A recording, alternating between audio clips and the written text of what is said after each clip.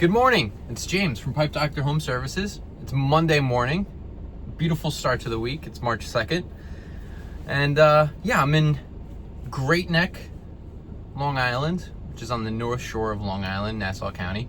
I recorded a video this morning of doing a pinhole leak on a heating line in a basement of a home. And I figured, this might not be the most exciting thing to record, but I figured might as well just document it, how I went about fixing it, and then afterwards just going through, trying to be as thorough as possible with checking the system and making sure that everything is working the way that it should. A couple corrections that we recommended to the customer that need to be made. Got them signed up for a service agreement, which was fantastic. So yeah, check out the video. Let me know what you guys think. If there's anything that I could have done differently, I definitely would appreciate if you guys would consider subscribing to the channel, as I am trying to grow it and make it into this awesome journey that I want people to follow along with. And let me know what you guys think. Have a wonderful day. Enjoy the rest of your week. Okay, so here's our basement heating zone.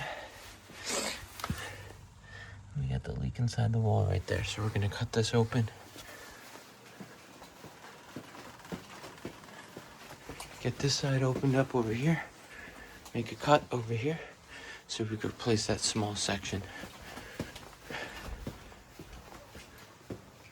We have a crown boiler. Where are we? AWR 140 BN T3AU1.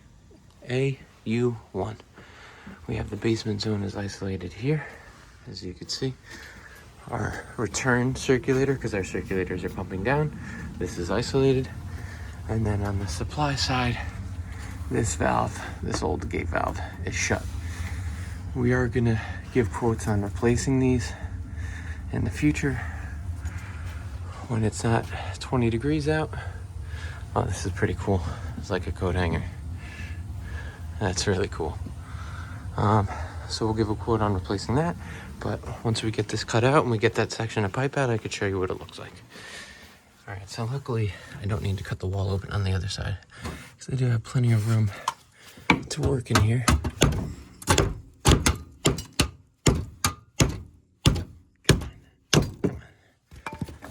The baby hammer for the win. Get this concrete out of here. That's more than likely what caused this issue, was the copper resting on the concrete. For all these years, concrete can be corrosive to copper and cause it to wear out and leak. So I can cut here and I can cut here. I can get my press tool in there to make the repair that we need to make. All right, so we got this section cut out, and you can see here the corrosion of this resting upon concrete for so long, how it just wore down the copper, completely ate away at it. All right, so I got my piece cut. I have it marked out. I have everything deburred. I got it marked out in there for the fittings, for the insertion depth of the fittings. So I'm going to pre-press this elbow and this coupling onto the piece here so that I don't have to do that inside the wall. And then let's see if I can get you on here. Look, that's why. So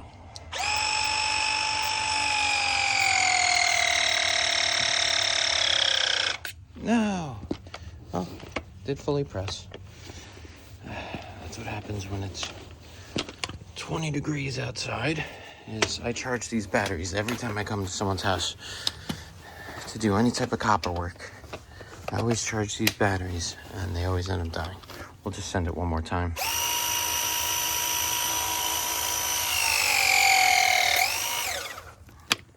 For good measure. Get this in here.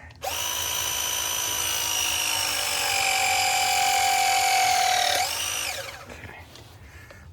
Luckily. Yeah. All right. There we go. So now what I could do is I could slide this in here, and then this one has some wiggle room to be pushed in once I set the phone down, I can insert that all the way, and then I could use the offset jaws to make these final 2 presses. Now imagine trying to press this with a regular set of jaws.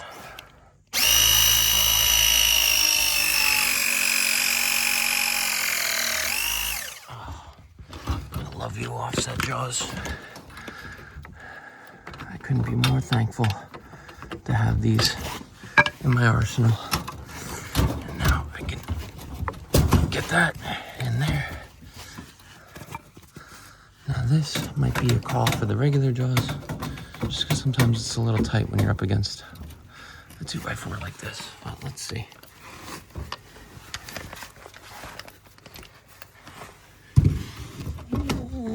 Maybe. We're on. Make sure we're fully inserted.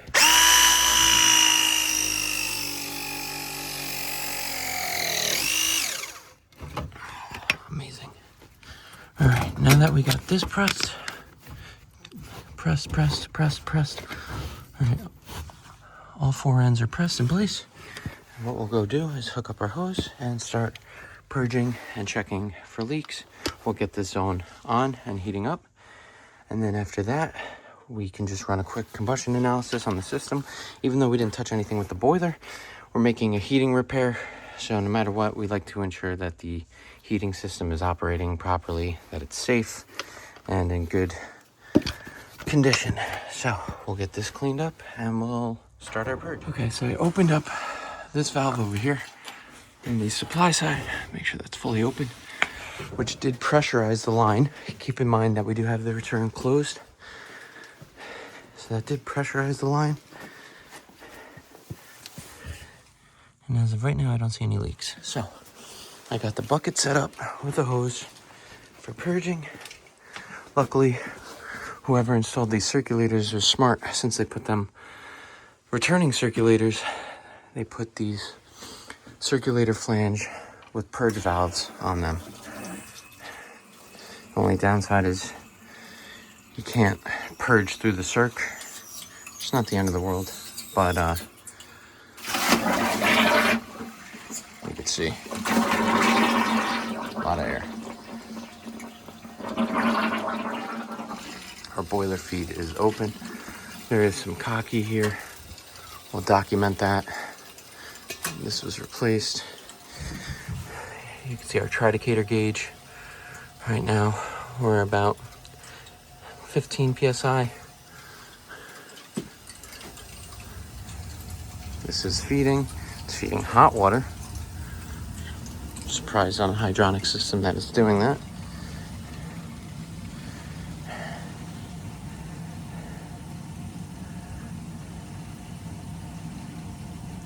Since it's a basement zone, it's a pretty short run.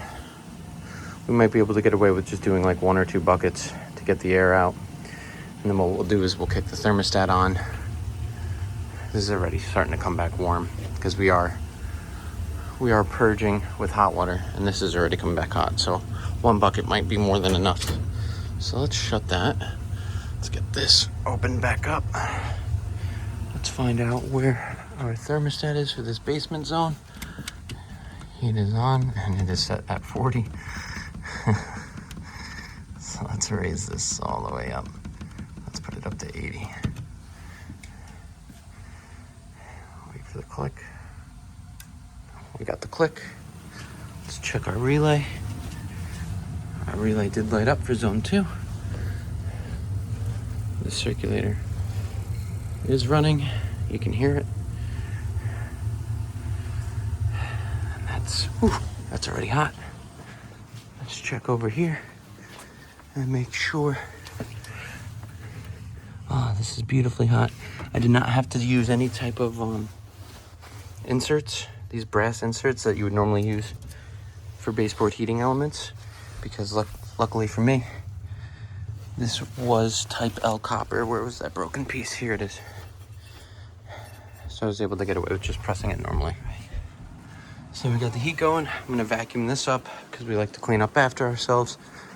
The customer stated that he likes to have this set to 72, so we'll leave that at 72. We got the combustion analysis done. There's our results. New sticker.